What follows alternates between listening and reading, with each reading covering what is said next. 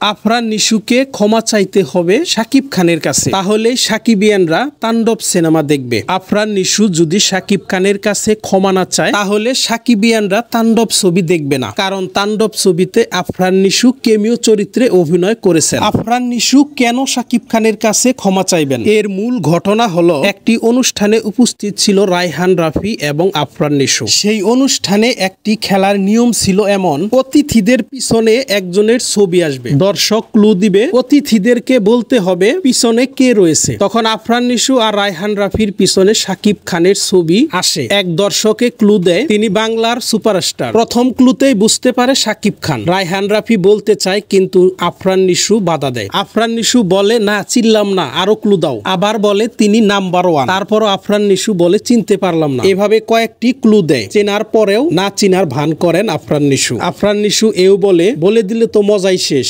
এরপরে আরেক দর্শক বলে তিনি 2 সন্তানের বাবা, তখন বলে শাকিব খান। এরপর আরেকটি অনুষ্ঠানে আফরান নিশু সুকল হিরো বলে। সুকল হিরো বলাতেই সাকিবিয়ানরা খেপে গেছে আফরান নিশুর উপর। এজন্যই তাণ্ডব ছবি দেখবে না সাকিবিয়ানরা। তারা তখনই দেখবে তাণ্ডব ছবি যখন আফরান নিশু শাকিব খানের কাছে ক্ষমা চাইবেন। তো বন্ধুরা, আপনাদের কি মনে হয় তাণ্ডব ছবিতে আফরান নিশু থাকাতে ছবি কি ফ্লপ হবে, না ছবি আরো বাম্পার হিট হবে? আপনারা কমেন্ট বক্সে লিখে জানাবেন।